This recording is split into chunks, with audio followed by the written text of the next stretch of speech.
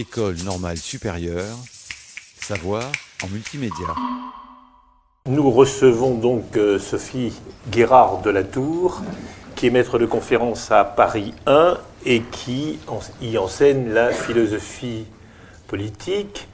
Elle a soutenu une thèse il y a déjà quelques courtes années sur la question du multiculturalisme. Elle continue de travailler sur cette question.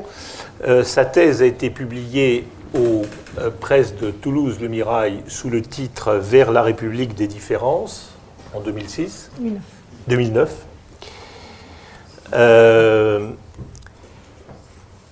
Aux presses de la Sorbonne en 2012, elle a dirigé un collectif « Étant donné le pluralisme ». Et chez Hermann, elle vient de publier un autre collectif sous le titre « Le multiculturalisme a-t-il un avenir ?» La particularité de son travail, c'est que, à la fois par son parcours et par, disons, ses centres d'intérêt, est-ce que c'est beaucoup dire ou trop dire que tu essayes de concilier le concept du multiculturalisme avec une certaine tradition proprement française, celle du républicanisme? Tout à fait. Bon. Alors, écoute, nous t'écoutons justement sur ce thème, le statut de la diversité dans le républicanisme. Merci beaucoup, Francis. Je suis ravie d'être ici parmi vous et de revenir sur les lieux de mon école pour vous présenter quelques années plus tard le fruit de mes travaux sur cette question donc, de la diversité. Alors, pour poser le problème que je voudrais examiner avec vous aujourd'hui, je partirai de l'exemple, limité nécessairement, mais juste pour poser cette question de la notion de diversité, l'exemple de la charte de la diversité. Alors, cette charte a été lancée fin 2004 à la suite de la publication du rapport « Les oubliés de l'égalité des chances », rapport qui avait été co-rédigé par Yazid Sabeg et Laurence Meignery de l'Institut Montaigne. Charte de la diversité qui est actuellement signée par 3400 entreprises françaises. Cette charte avait initialement vocation à combattre au sein du monde des entreprises les discriminations que subissent notamment les jeunes issus des quartiers difficiles, quartiers généralement stigmatisés à cause de la forte concentration de populations immigrées et des difficultés d'intégration qui leur sont souvent associées. Ce qui est intéressant dans cet exemple de la charte de la diversité, c'est le nom qui a été retenu par ces rédacteurs qui est extrêmement révélateur. Ces rédacteurs, en effet, au lieu de se réclamer ouvertement de la non-discrimination, de la recherche de la non-discrimination ethno-raciale, ont choisi de parler de diversité. Au lieu d'assumer l'impératif de justice sociale qui fut la motivation initiale de cette charte, ils préférèrent adopter une démarche consensuelle en se rangeant derrière un terme à la fois vague, de quelle diversité en effet parle-t-on, et chargé bien sûr de connotations positives, que l'on pense à la biodiversité ou à la diversité des cultures. Les difficultés annoncées par ce choix terminologique ont été confirmées, semble-t-il, par la façon dont la charte a été reçue et appliquée dans les entreprises qui se sont engagées à la respecter. Les études sociologiques disponibles à ce sujet indiquent deux choses. D'abord, que la question des discriminations ethno-raciales a été en quelque sorte diluée par l'élargissement à diverses diversités, la question des femmes, des seniors, des personnes handicapées dans l'entreprise. Ensuite, que la logique égalitariste de la non-discrimination, qui peut concerner toutes ces minorités, mais que la logique égalitariste de la non-discrimination a été progressivement évincée par une logique davantage utilitariste qui s'intéresse à une diversité qui serait à promouvoir en vertu de sa valeur ajoutée, de sa rentabilité. Alors bien évidemment, ce processus de récupération de la contestation sociale n'est guère surprenant de la part d'acteurs économiques.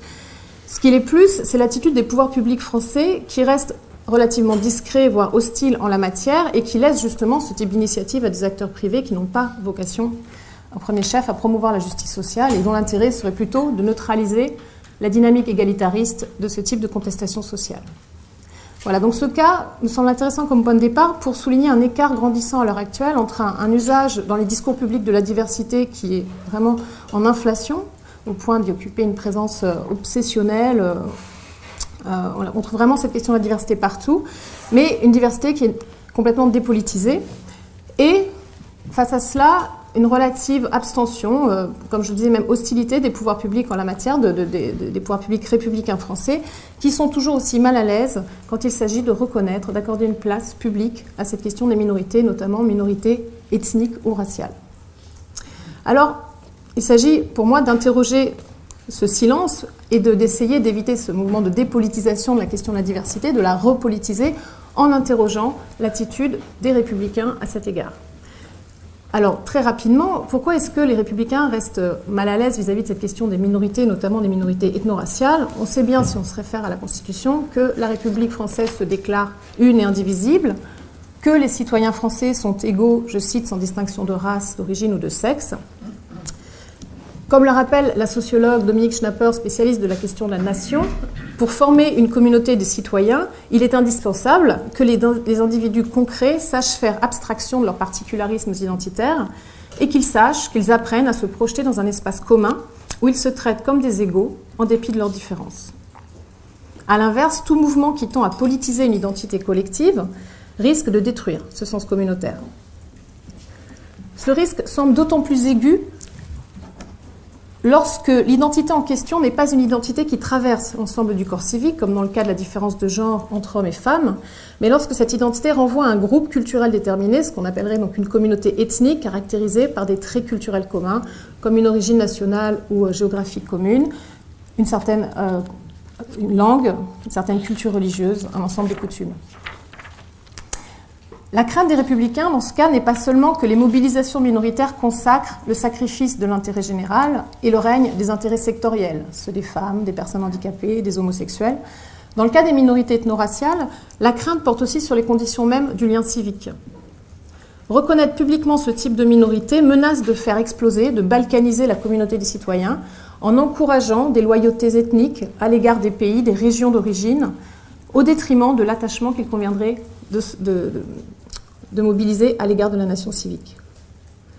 C'est pourquoi les républicains français, les intellectuels comme les membres de la classe politique, défendent ce qu'on appelle généralement, ce qu'il est convenu d'appeler le modèle d'intégration à la française, qui se caractériserait par son attachement à un universalisme abstrait, aveugle aux différences, qui correspond dans le vocabulaire anglophone à ce qu'on appelle la color blindness.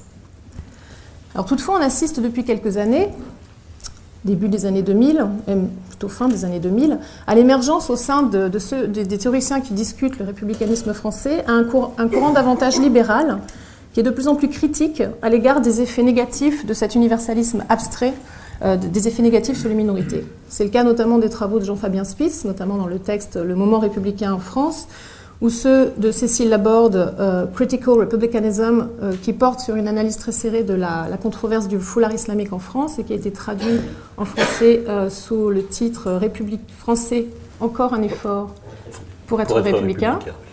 Et le titre était déjà pris, mais bon.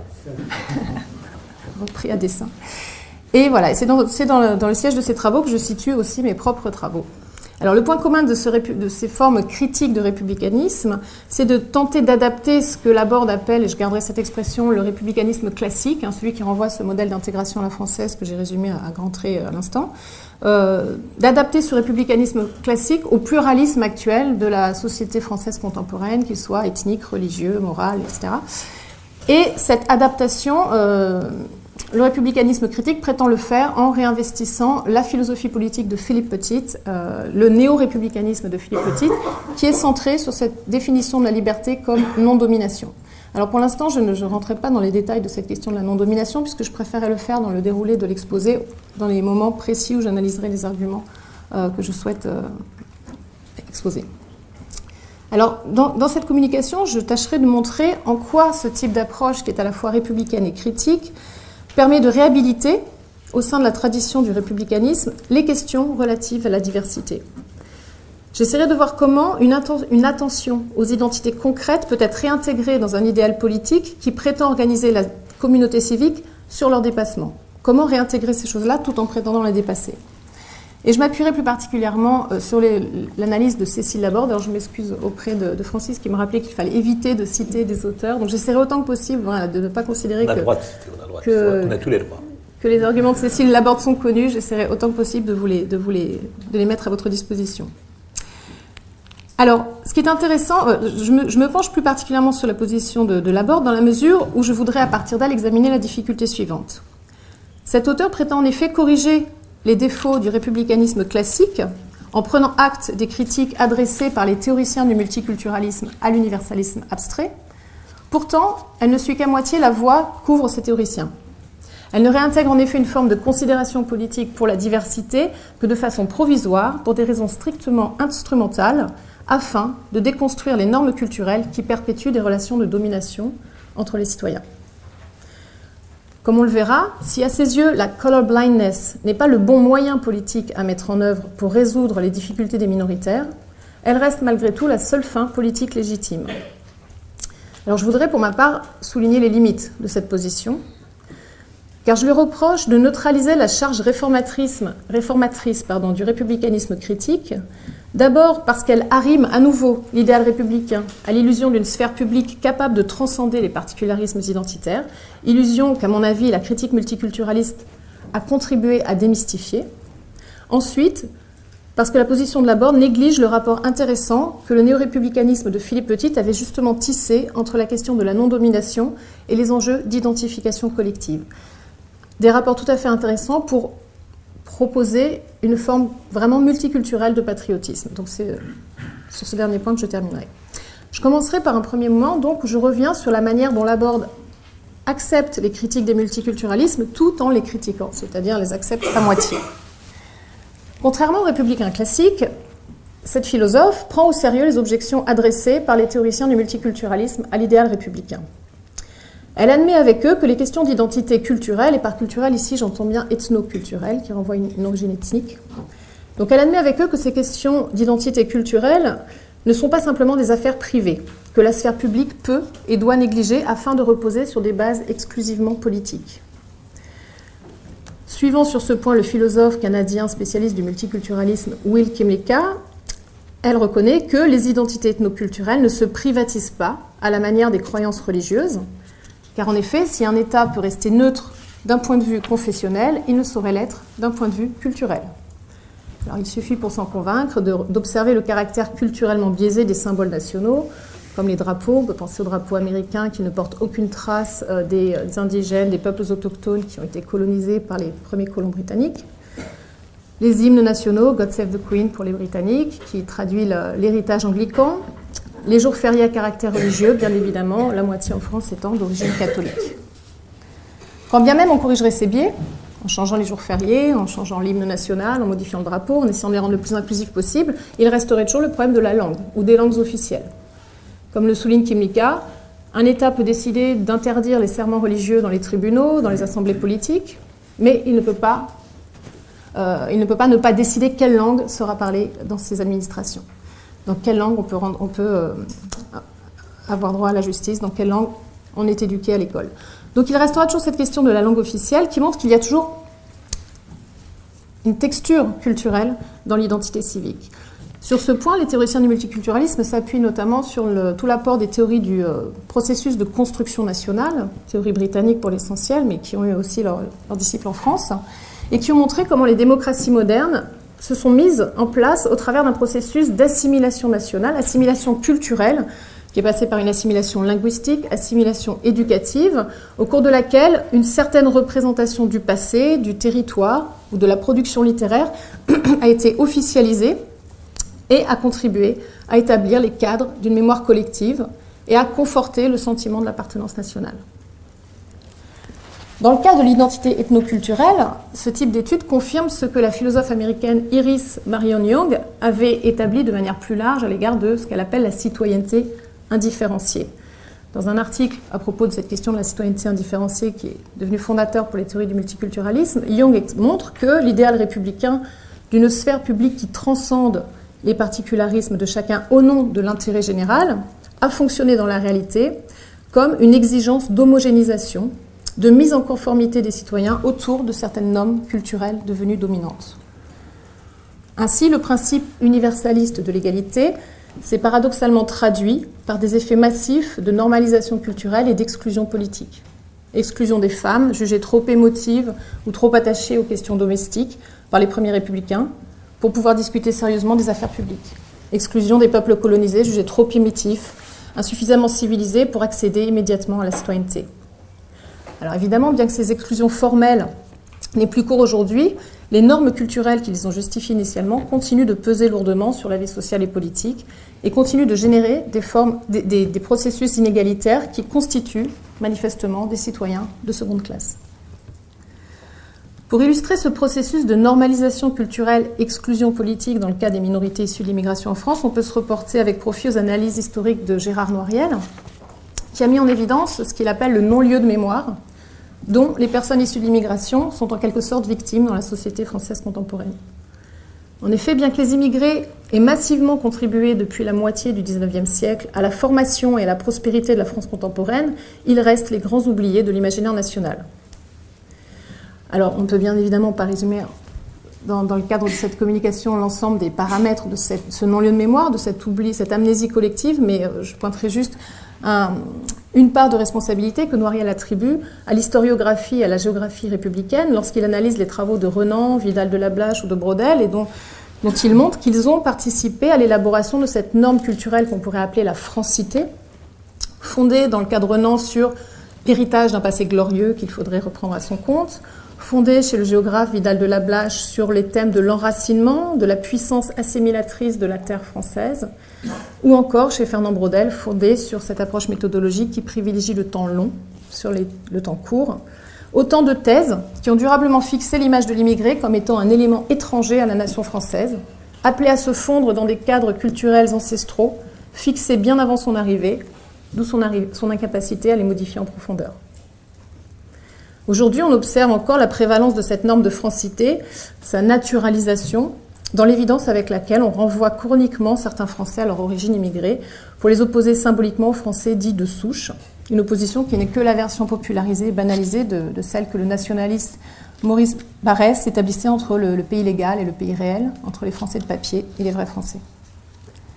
Alors Laborde prend acte de ces critiques lorsqu'elle insiste sur ce qu'elle appelle l'ethnicisation du modèle d'intégration nationale français, et qu'elle illustre en particulier dans les passages où elle analyse ce qu'elle appelle la catho-laïcité. Le modèle français d'intégration nationale, en effet, loin d'être aussi universel et aveugle aux différences qu'il prétend l'être, entretient en effet une connivence forte avec la culture la culture religieuse majoritaire. Alors, comme je le suggérais tout à l'heure, il suffit d'observer le calendrier de jours fériés en France, dont la moitié sont d'origine catholique, mais on peut penser aussi à l'importance du financement de la République, des écoles privées catholiques par la République française,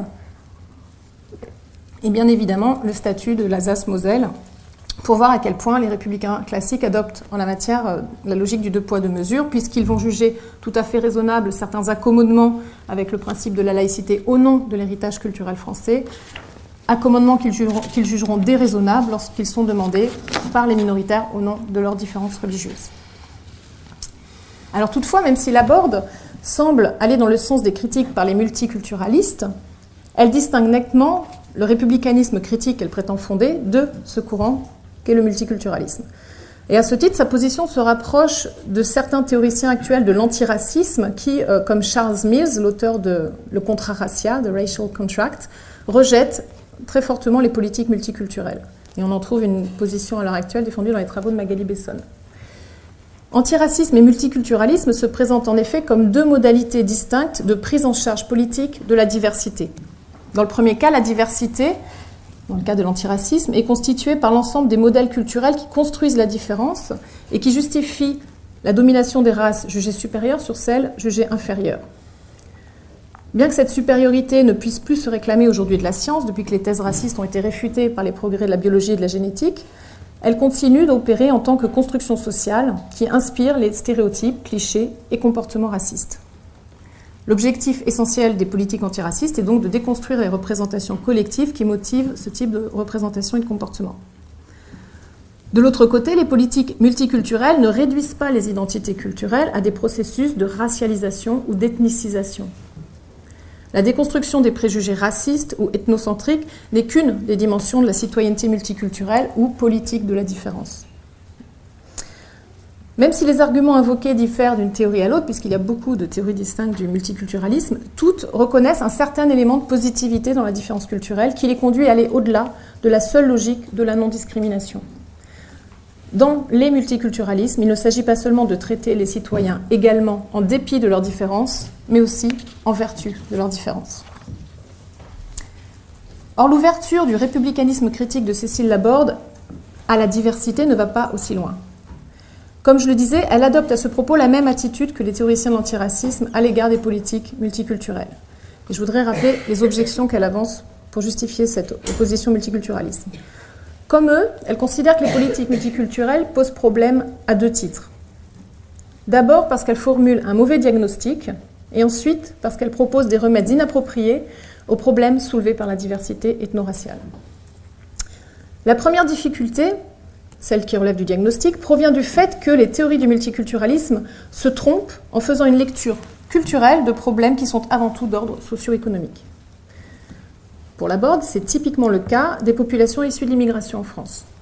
Leur difficulté d'intégration à la vie sociale et politique ne provient pas d'un handicap culturel qui serait lié aux pratiques et aux traditions de leur communauté d'origine, donc qui serait relatif à des questions de langue, de religion, de coutume. En effet, de nombreuses études sociologiques, dont la plus célèbre est celle de Michel Tribala, qui s'intitule « Faire France », chercheuse à l'INED, de nombreuses études ont indiqué que les pratiques sociales des Français d'origine étrangère convergent très rapidement avec celles de la population d'accueil. Il en résulte que le handicap de ces groupes, issus de l'immigration, est avant tout social et que la culture n'y joue que le rôle de prétexte. Les difficultés de ces populations procèdent avant tout de l'assignation identitaire qu'elles subissent lorsqu'elles sont systématiquement renvoyées par les médias, les discours publics, dans les interactions ordinaires avec les autres citoyens, à leur statut d'immigrés, d'éternels étrangers. Donc c'est à ça que Cécile Laborde renvoie lorsqu'elle dit que les minorités issues de l'immigration en France souffrent du processus d'ethnicisation ou de racialisation des rapports sociaux. Alors elle n'utilise pas trop le mot de racialisation, mais chez elle, le terme d'ethnicisation est quasiment synonyme.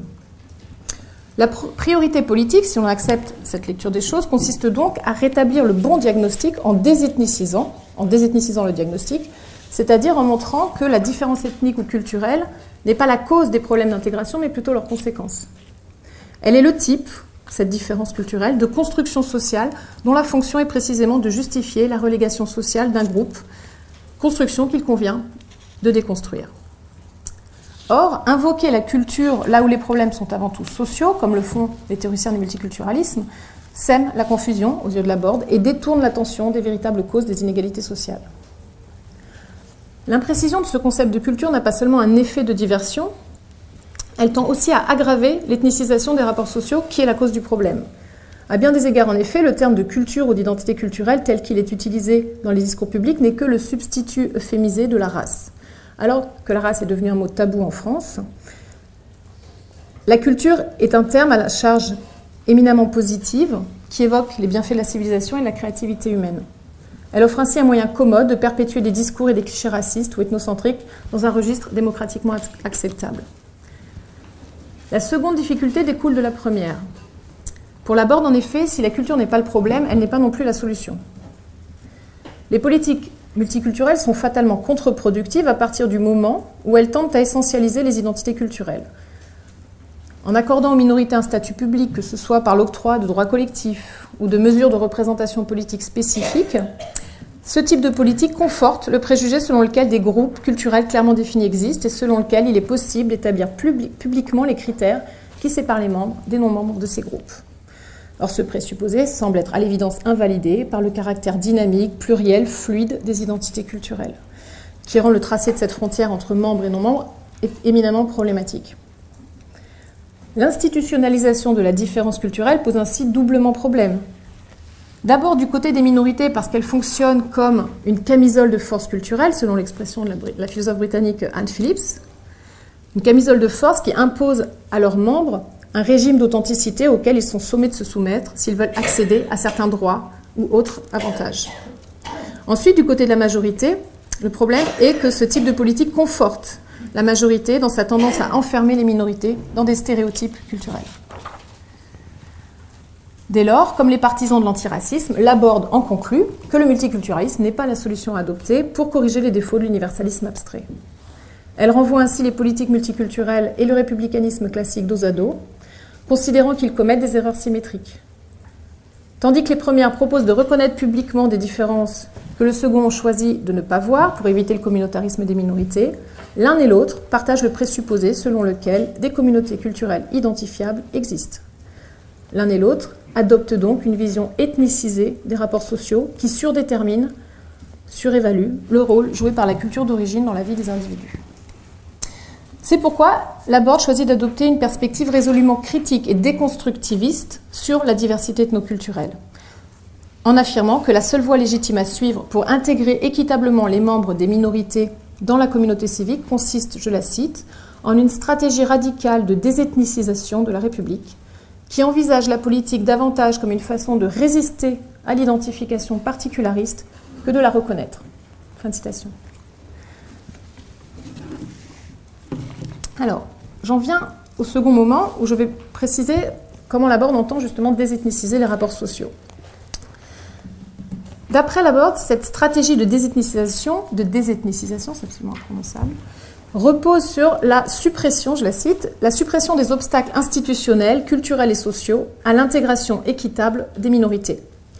Il est de la responsabilité des institutions générales de se réformer en profondeur afin de promouvoir la participation sociale et politique de tous. Fin de citation. Par cette définition, qui insiste sur la participation, Laborde rejoint une autre philosophe du multiculturalisme, Nancy Fraser, et elles s'accordent toutes les deux sur le fait que le concept de reconnaissance ne peut pas être le fondement normatif des politiques destinées aux minorités. À ce titre, ces deux philosophes s'opposent à ceux qui, comme Charles Taylor ou Axel Honneth, considèrent que les dénis de reconnaissance posent un problème avant tout d'ordre psychologique et moral, au sens où l'absence de reconnaissance priverait l'individu d'une forme d'intégrité dans le rapport moral qu'il entretient avec lui-même. On connaît la célèbre citation de Charles Taylor, « La reconnaissance n'est pas une simple politesse que l'on fait aux gens, c'est un besoin vital ». Alors, le problème que pose ce type d'approche identitaire de la reconnaissance, qui s'appuie sur l'identité morale, l'intégrité morale des individus, c'est que ce type d'intégrité est éminemment difficile à définir, à évaluer. Dans la mesure où toute définition que l'on proposera pour dire ce qu'est la bonne conception de l'intégrité morale, de l'identité morale, pourra être contestée par les définitions concurrentes. Et cela pose problème dans le cadre des sociétés marquées par le pluralisme des conceptions du bien. Donc c'est la raison pour laquelle Fraser, la première, et Laborde à sa suite, considèrent qu'on ne peut pas s'appuyer sur des conceptions identitaires de la reconnaissance et qu'il faut adopter des conceptions statutaires de la reconnaissance, où l'on considère que le déni de reconnaissance est un problème avant tout institutionnel. Le déni de reconnaissance procède alors des difficultés systématiques que rencontrent certaines catégories de personnes à participer à la vie sociale et politique de leur pays. Et donc la véritable norme à prendre en compte ici, pour justifier la reconnaissance des minorités, ce n'est pas le besoin de reconnaissance, mais c'est la parité de participation. En France, l'ethnicisation des relations sociales qu'observe Laborde prive les membres des minorités issues de l'immigration de cette forme de reconnaissance qui leur est due. C'est-à-dire non pas une reconnaissance qui porte sur leur identité individuelle, mais celle qui concerne leur statut social, lequel est systématiquement discrédité par le stigmate ethnique qu'on leur impose. Rétablir la parité de participation suppose donc de réformer les institutions pour qu'elles neutralisent ce processus de stigmatisation.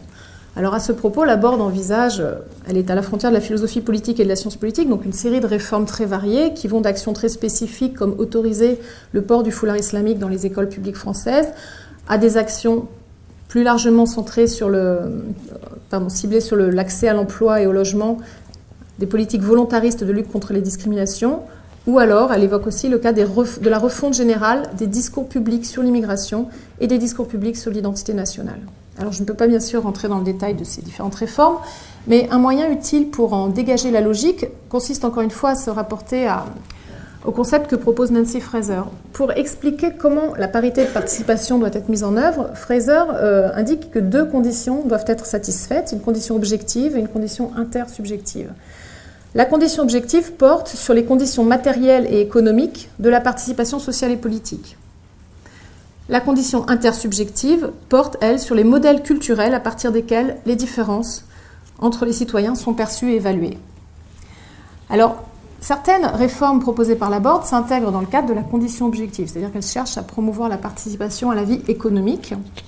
Et dans ces cas-là, ce qu'elles prônent, c'est une politique volontariste de lutte contre les discriminations qui cherche à promouvoir l'égalité des chances et dont la stratégie consiste systématiquement à rendre le moins visible possible le stigmate, à l'effacer. En essayant, à l'inverse de mettre en avant ce stigmate, en essayant de revenir en amont vers les causes qui produisent cette stigmatisation et donc d'agir de manière plus radicale. Pour illustrer ce point, Laborde s'appuie notamment sur le contre-exemple du programme Diversité de Sciences Po, notamment Sciences Po Paris, qui, au nom de l'égalité des chances, a dispensé certains étudiants issus de la diversité, comme le dit le programme, du concours d'entrée normal. Elle reproche à ce type de disposition d'être complètement contre-productif puisqu'il renforce la stigmatisation des étudiants concernés en les assignant à leurs différences ethno-culturelles, du fait même de la manière dont le programme est organisé, au lieu de remettre en cause les mécanismes les plus profonds qui expliquent le rétrécissement et l'homogénéisation croissante du recrutement sociologique de Sciences Po. Elle propose, à titre de réforme plus radicale qui correspondrait à ce qui participe à sa stratégie de désethnisation, d'adopter des mesures qui cassent les dynamiques de ségrégation urbaine et les excès de l'élitisme social. Elle s'appuie notamment sur l'exemple de la loi au Texas, la Top 10%, qui réserverait en fait, où l'idée serait de réserver les places dans les formations sélectives aux meilleurs lycéens de chaque établissement sur tout le territoire national. Premier type de réforme. Ou alors, réforme qui consisterait à relativiser l'importance dans la sélection des candidats des épreuves d'admission qui privilégient les candidats à très fort capital culturel, ce qui est typiquement le cas des épreuves de langues anciennes vivantes et les épreuves de culture générale.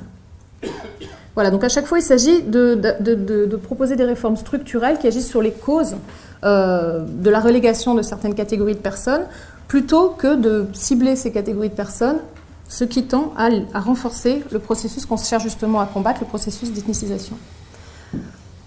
Donc on voit bien que en ce qui concerne la condition objective de la parité de participation, la priorité pour Laborde est de gommer la différence, de la rendre autant que possible socialement non pertinente, afin de garantir une juste égalité des chances. Pourtant, lorsqu'elle aborde la question de la condition intersubjective, elle semble revenir à une position plus proche de celle des multiculturalistes, en acceptant qu'il faut promouvoir activement la visibilité publique des minorités. Je la cite, « La promotion des membres des minorités visibles n'est pas un objectif illégitime en soi. Dans la mesure où elle reflète la diversité de la société, contribue à l'identification des membres à des minorités, contribue à l'identification des membres des minorités à la communauté nationale, et symbolise leur statut de citoyen à part entière. » Donc pour Laborde, cette condition intersubjective est extrêmement importante dans le cadre du néo-républicanisme de la non-domination, puisque précisément, les néo-républicains considèrent que l'égalité formelle ne suffit pas à garantir vos libertés, les libertés de l'individu, dans la mesure où, en cas d'égalité formelle de droit, certains citoyens peuvent continuer à se sentir exclus de la citoyenneté, comme c'est typiquement le cas des personnes qui sont justement exclues de l'imaginaire national, dans la mesure où les constructions discursives de l'identité collective, lorsqu'elles ont cet effet d'exclusion pour eux, affectent négativement leur statut civique et vident en partie de son sens leur égalité. Pourtant, donc Laborde considère qu'on peut à ce moment-là faire des politiques de promotion des minorités visibles, mais elle la restreint à une certaine sphère, notamment qui est la sphère des médias, des mass-médias, parce qu'elle considère que les mass-médias ont un rôle éminemment important dans les sociétés contemporaines, sociétés du spectacle, pour construire les représentations collectives. Pourtant, cette promotion médiatique des minorités visibles, telle qu'elle l'entend, se distingue à ses yeux encore des politiques multiculturelles, dans la mesure où la reconnaissance publique de la diversité n'a pour elle qu'une fonction instrumentale et provisoire. En rendant visible la différence en question, l'objectif est de, comme elle dit, le terme anglais est mainstreaming, de la banaliser, c'est-à-dire de la transformer à terme en une des façons normales d'être français. On voit bien dans cette défense de cette stratégie que la banalisation de la diversité participe de sa désethnicisation. Elle n'est qu'une voie détournée, un moyen indirect pour effacer le stigmate associé à la différence, pour en neutraliser la visibilité sociale. Dès lors, il n'y a pas pour Laborde de contradiction entre la condition objective, qui demande qu'on efface la différence, et la condition intersubjective, qui semble la remettre en avant, puisque toutes deux restent orientées vers l'idéal du colorblind universalism. Autrement dit, Laborde ne se distingue pas radicalement des républicains classiques, puisqu'elle admet avec eux que l'universalisme abstrait reste la seule fin légitime à atteindre, et elle ne se sépare d'eux que sur les moyens à mettre en œuvre. Dans un dernier moment, j'aimerais examiner les limites de cette position. Il me semble que la place accordée à la diversité dans le républicanisme critique de Laborde, reste singulièrement limitée.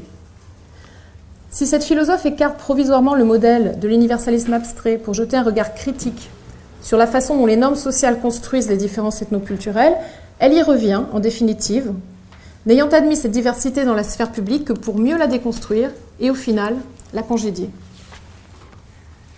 Elle refuse en effet d'aller plus loin dans la voie ouverte par les théoriciens du multiculturalisme et de donner un contenu plus substantiel et plus positif à la reconnaissance des différences, parce qu'à ses yeux, ce type de reconnaissance est incompatible, foncièrement incompatible avec les bases même de l'intégration républicaine.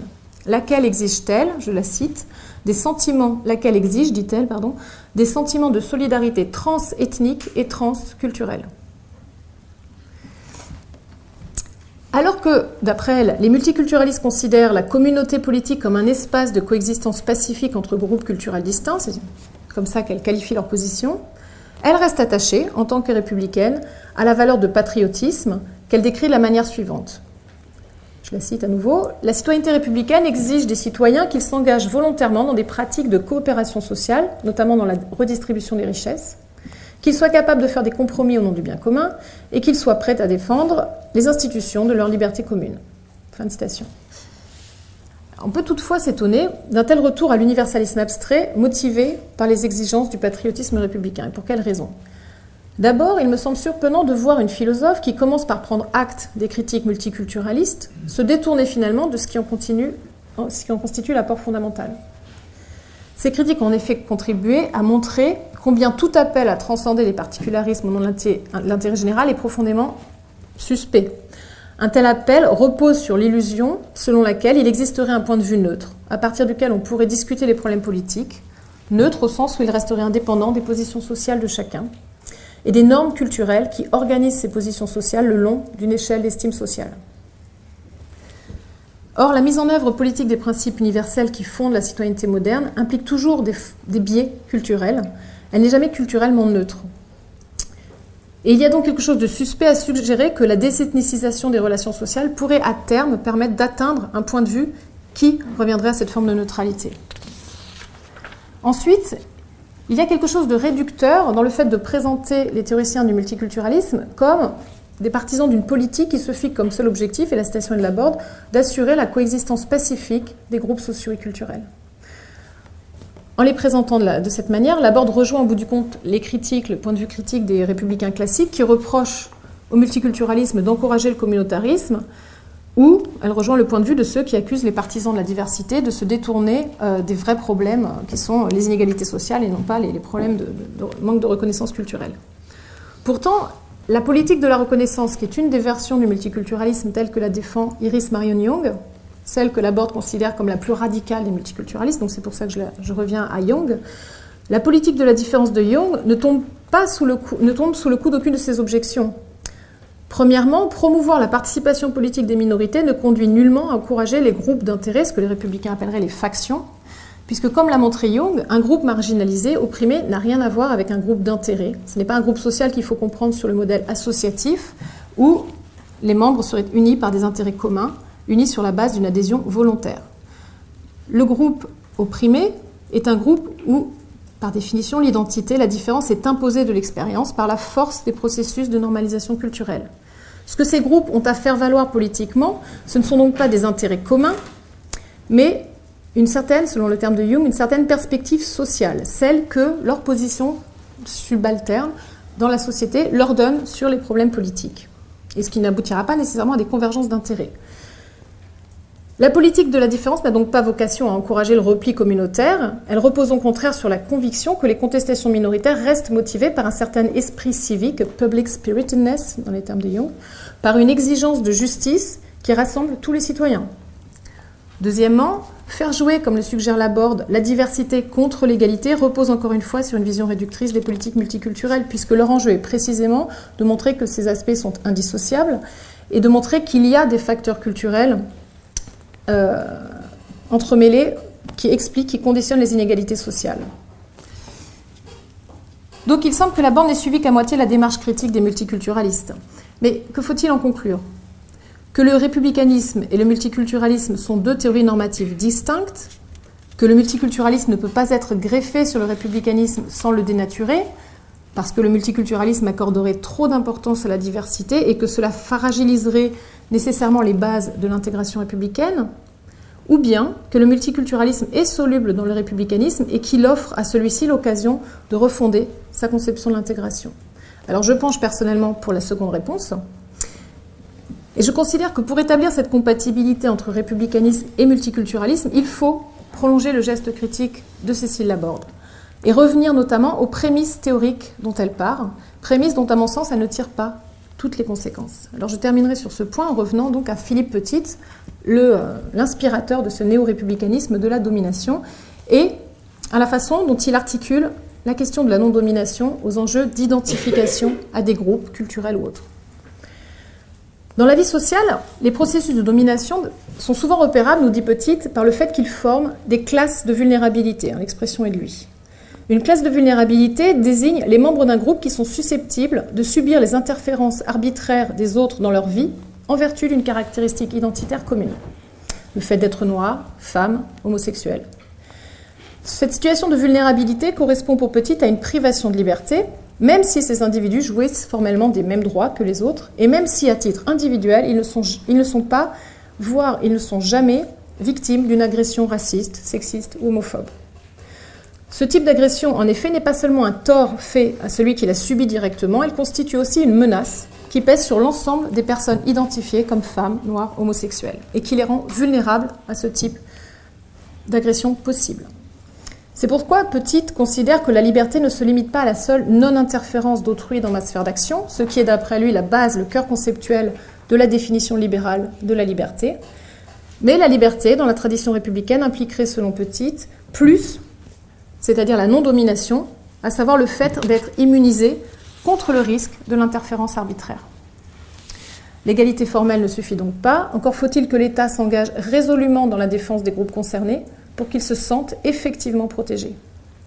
Or, pour Petit, les minorités ont un rôle crucial à jouer dans ce volontarisme politique.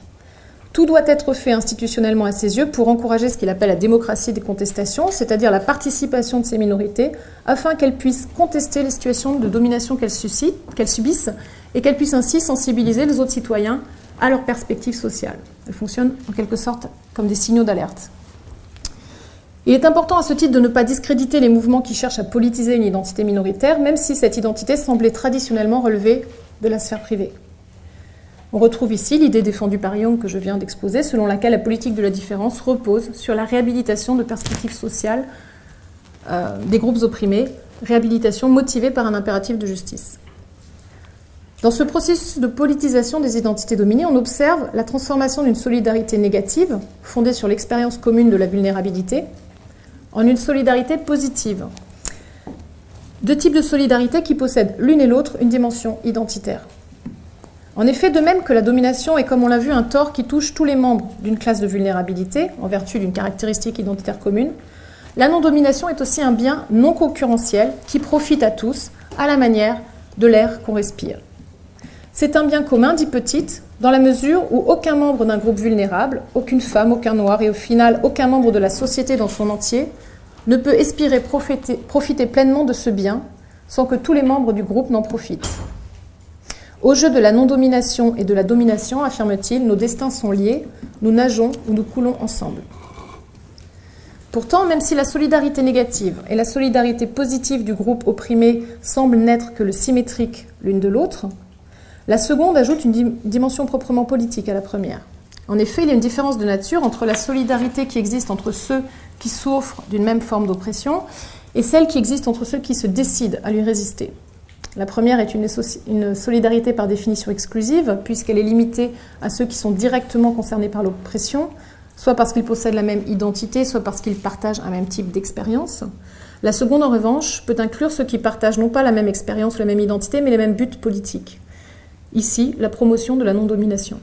C'est en vertu de ce but qu'ils s'identifient au groupe opprimé, quand bien même en tant qu'individus ne sont pas directement concernés par cette oppression. C'est pourquoi la lutte contre la domination se caractérise par une dynamique profondément inclusive aux yeux de Philippe Petit, qui concerne in fine l'ensemble des citoyens, pour autant qu'on les considère comme les membres d'une seule et même classe de vulnérabilité, les personnes soumises à l'autorité, au pouvoir de l'État souverain. Or, il faut souligner que dans le passage de la solidarité négative à la solidarité positive, Petit accorde dans les deux cas un rôle essentiel au processus d'identification. Ces processus expliquent en effet pourquoi les formes de solidarité politique, qui sont fondées sur des normes altruistes, ne sont pas de pures suppositions théoriques complètement inadaptées à l'état des rapports sociaux dans les sociétés contemporaines qui sont caractérisées par leur fort individualisme.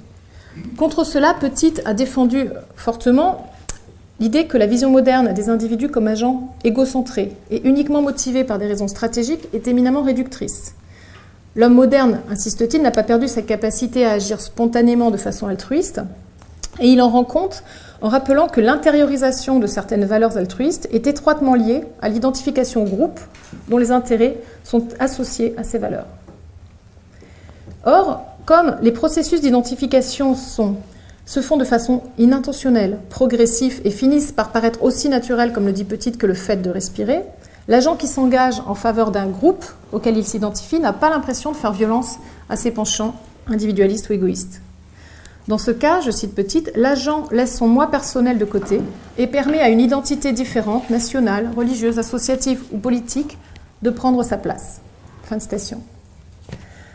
Le lien entre intériorisation de normes de solidarité et identification collective permet à Petit de défendre l'actualité de l'altruisme et notamment de la notion cruciale pour lui en tant que républicain de la civilité, sans qu'on ait à supposer, pour défendre ces normes de solidarité ou la civilité, sans qu'on ait à supposer un triomphe de l'instinct sur la volonté ou un miracle de l'abnégation.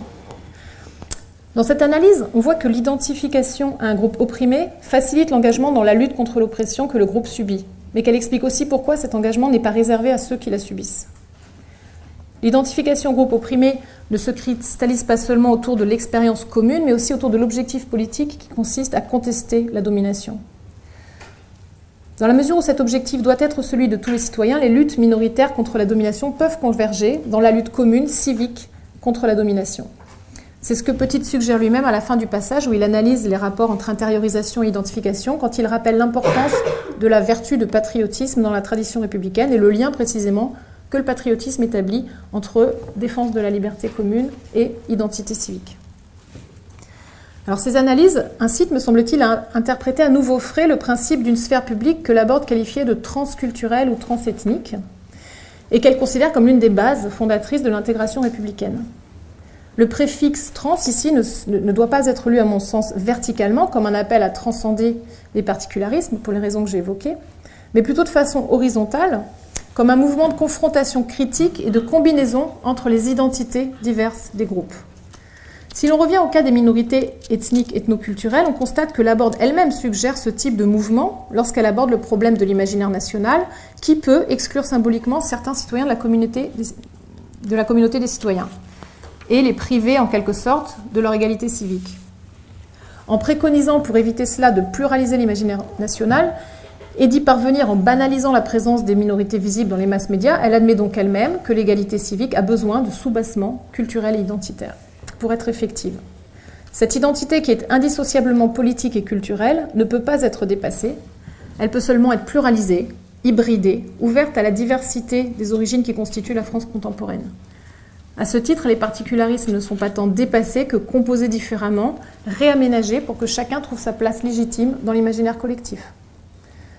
Dès lors, même si je partage avec elle l'idée que l'intégration nationale des minorités ethnoculturelles doit œuvrer à la banalisation de leurs identités, afin que leurs membres ne soient pas systématiquement assignés à leurs origines, je n'interprète pas cette banalisation comme elle. Chez Laborde, la banalisation est à comprendre comme un retour à l'invisibilité sociale des différences. Elle permet de justifier un usage instrumental et extrêmement limité, localisé, des mesures de reconnaissance, limitées à la sphère des médias, vouées à disparaître dans le temps. Or, je pense que cette banalisation procède plutôt du processus décrit, que je viens de rappeler juste avant, et tel que le décrit Petit, à propos de l'intériorisation des normes de solidarité. L'identité des minoritaires paraîtra banale aux membres de la majorité, me semble-t-il, à partir du moment où ceux-ci auront compris la domination que subissent les minoritaires, et de ce fait qu'ils auront pu s'identifier à leur cause.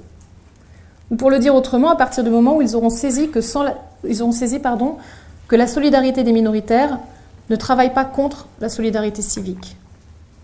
Or, pour que les citoyens puissent s'ouvrir ainsi à la perspective sociale des minoritaires, il s'avère indispensable de donner à ces derniers des moyens effectifs de faire connaître leurs perspectives, ce qui suppose, à mon sens, des politiques de reconnaissance bien plus volontaristes que celles que propose Laborde. Voilà, c'est la raison pour laquelle j'estime que le républicanisme critique que propose Cécile Laborde ne tient pas toutes ses promesses. En affichant sa méfiance à l'égard des politiques de la reconnaissance et des théories du multiculturalisme, et en réaffirmant son attachement à la colorblindness, cette philosophe maintient en partie la logique conservatrice du républicanisme classique qu'elle prétend pourtant combattre. Pour être pleinement critique, il me semble que le républicanisme français doit travailler à mieux savoir ce qu'il reste de positif dans la solidarité des minoritaires et à établir que la reconnaissance de cette diversité-là reste compatible avec l'esprit civique et les liens politiques auxquels la tradition républicaine a toujours accordé à juste titre beaucoup d'importance. Je vous remercie pour votre attention.